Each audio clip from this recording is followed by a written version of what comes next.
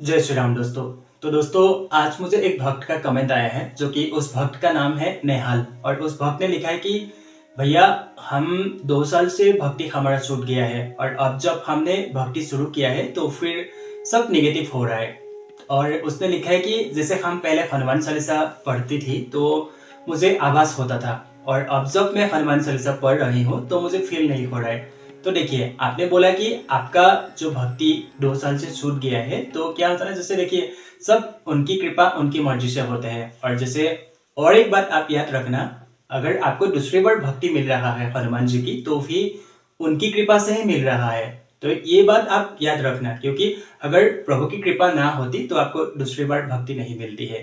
तो इस बात का विशेष ध्यान रखें। और जैसे आप बोल रहे हैं कि फील नहीं हो रहा है, हाँ होता है कभी कभी। जैसे मुझे भी पहले, जैसे मैं हनुमान चालीसा पढ़ती थी, हनुमान जी की भक्ति करता था, तो मुझे भी पहले बहुत सारा फील, बहुत सारा आवाज होता था। और जैसे जैसे जैसे हमारा भक्ति बढ़ते चला जाता है तो क्या होता है, जो हमारा आवाज है, जो हमें आवाज करवाता है हनुमान जी, तो क्या होता है, जैसे हमारा भक्ति बढ़ने लगते ना, तो हनुमान जी हमारे टेस्ट पे लेते हैं। क्या होता है, जैसे हनुमान जी बहुत ज्यादा परीक्षा लेते हैं हमारा। जैसे जैसे हम भक्ति करते हैं, जैसे हमारा भक्ति बढ़ते चला जाता है, तो हनुमान जी बहुत ज्यादा परीक्षा लेते हैं। तो इसलिए उन परीक्षाओं को हमें पास करना है, उन टेस्ट को हमें पास करना है। तो इसलिए इस बात का विशेष ध्यान रखें कि आप जो भी कर रहे हैं बस मन से करिए। आप जो पाठ कर रहा है बस हमेशा करते रहिए। और यानी जैसे आपको पता है, हनुमान जी को सबसे ज्यादा पसंद है श्री राम जी, तो फिर आप जितना हो सके उतना नाम जप करना शुरू कर दीजिए। जैसे श्री राम जी का नाम आप चलते फिरते उठते बैठते कैसे भी करके आप बस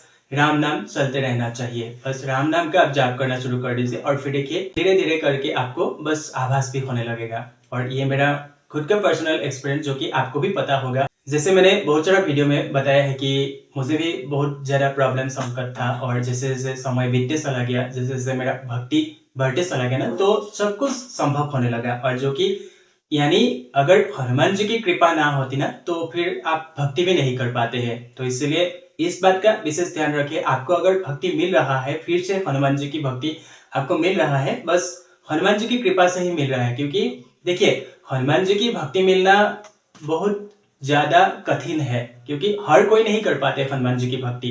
तो इसलिए इस बात का भी विशेष ध्यान रखें। और जो कि आपको देखिए, आप हनुमान चालीसा का पाठ कर रहा है, बोल रहा है, आप बोल रहे हैं कि मैं हनुमान चालीसा पाठ कर रहा हूँ लेकिन मुझे फील थोड़ा नहीं हो रहा है, तो आपको फील भी होने लगेगा। बस सच्चे मन से भक्ति कीजिए, ऐसा मन में कोई भी शंका ना रखे कि हाँ मैं पाठ कर रहा हूँ, लेकिन जैसे मैंने 2 साल पहले भक्ति किया था उस टाइम तो मुझे फील होते थे। अभी मैं जैसे 2 साल बाद मैंने भक्ति कर रही हूँ तो मुझे फील क्यों नहीं हो रहा है। बस मन में जो भी आपका मन में शंका है ना, उसको आप हटा दीजिए, उसको आप दूर कर दीजिए, उन शंकाओं को।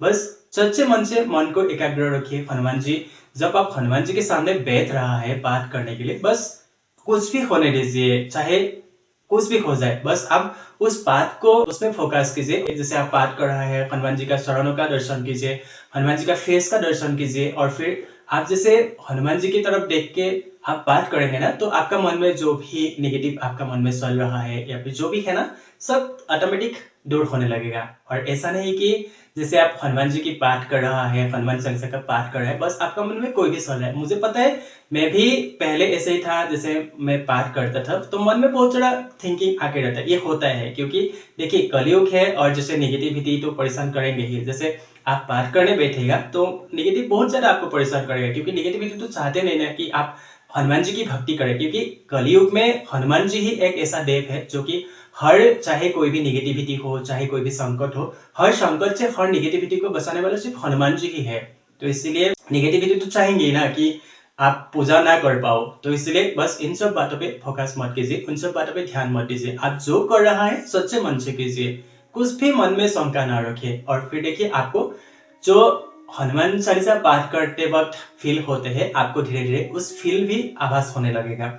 और जैसे जैसे आपका भक्ति बढ़ते चला जाएगा ना, तो सब कुछ संभव होने लगेगा। तो बस थोड़ा सा पेशेंस रखिए, थोड़ा सा सब्र रखिए, क्योंकि सब्र का फल मीठा होता है। और जैसे देखिए, हनुमान जी कभी कभी जल्दी भी दे देते हैं और कभी कभी लेट भी हो सकते हैं। और जैसे अगर आप संकल्प लेकर के अगर पाठ करेंगे, संकल्प लेकर के अगर आप भक्ति करेंगे, जैसे आप राम नाम जाप करना है आपको, तो आप संकल्प लेकर के पाठ करना शुरू, संकल्प लेकर के आप जाप करना शुरू कीजिए। जैसे आप हनुमान चालीसा पाठ कर रहे हैं, संकल्प लेकर के आप पाठ करना शुरू कीजिए।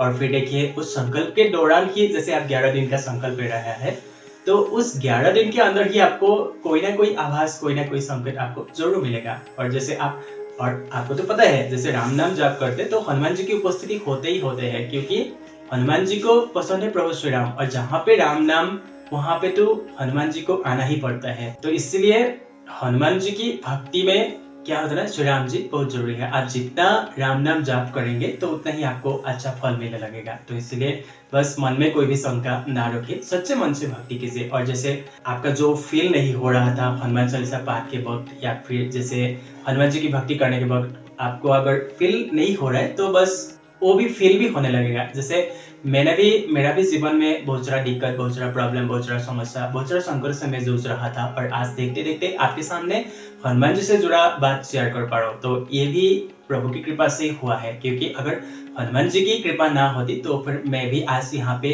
यानी हनुमान जी से जुड़ा कोई भी बात मैं शेयर नहीं कर पाते। तो इसलिए बस आप भी सच्चे रहिए, सच्चाई के साथ आगे बढ़िए, और जैसे कर्म अच्छा रखिए। जैसे आप जितना अच्छा कर्म करेंगे ना, तो उतना ही आपको अच्छा फल मिलने लगेगा। जैसे अगर आज हम जो बोएंगे तो कल हमें वही काटना पड़ेगा। तो इसलिए जितना हो सके सच्चाई के साथ चलिए, सच्चे रहिए, पवित्र रहिए। चाहे आप अगर सच्चाई के साथ चलेंगे ना, तो आपको लोग है ना, मतलब नीचे दबाने की कोशिश करेंगे, लेकिन आपको उसमें ध्यान नहीं देना है। तो इसलिए बस मैंने सोचा, जब इस भक्त का मुझे कमेंट आया तो मैं भी थोड़ा परेशान हो रहा था। जैसे कि उस भक्त ने लिखा कि भैया आपका सुनते हैं हनुमान जी, तो मेरे लिए भी कुछ ऐसा कीजिए। तो देखिए, एकदम आप मन में जो भी शंका है ना, सब दूर रखिए, उन शंकाओं से दूर हो जाइए, और मन में कोई भी ऐसा गलत विचार ना रखे कि हनुमान जी की हम भक्ति कर रहा हूँ, हनुमान जी हमारा सुन नहीं रहा है, हमें फील नहीं हो रहा है। बस उन सब चीजों से आप दूर रखिए, बस मन को एकाग्र करिए, और जितना हो सके आप नाम जप करना शुरू कीजिए, राम नाम जप करना शुरू कीजिए। और फिर देखिए, हनुमान जी आपकी अवश्य ही सुनेंगे, क्योंकि ये मेरा 100% गारंटी के साथ मैं बोल सकता हूँ कि हनुमान जी सुनते हैं। क्योंकि जब मेरा सुनते हैं तो आपका क्यों नहीं सुनेगा, आपका भी सुनेंगे। तो इसलिए कुछ भी शंका ना रखे, बस सच्चाई के साथ आगे बढ़िए, सच्चे मन से भक्ति कीजिए। तो फिर और मुझे कुछ बोलना नहीं है, जो कि मैंने सोचा आज इस विषय में बात किया जाए। और अगर आपको जानकारी अच्छा लगे तो फिर लाइक, कमेंट, शेयर, साथ में अगर नया है तो फिर चैनल को भी सब्सक्राइब कर दीजिए। क्योंकि मुझे भी, अगर आप लोगों का एक कमेंट, एक लाइक, एक शेयर, मुझे भी बहुत ज्यादा मोटिवेट मिलते हैं। हनुमान जी से जुड़ा कोई भी उपाय हो, या फिर हनुमान जी से जुड़ा कोई भी अनुभव हो, चाहे मेरा पर्सनल लाइफ से जुड़ा अनुभव हो, चाहे कोई भक्त का अनुभव हो, तो मैं हर उपाय, हर अनुभव आप लोगों के साथ शेयर कर सकूं। तो फिर चलिए वीडियो यहाँ पे एंड करते हैं। यानी हमारा हनुमान जी, हमारे बजरंग बली दादा, आप सभी के ऊपर ढेर सारा कृपा बरसे, सब लोग खुश रहे, सब लोग जीवन में आगे बढ़े। तो फिर मिलते हैं नेक्स्ट वीडियो में, तब तक के लिए सब लोग खुश रहे। जय श्री राम।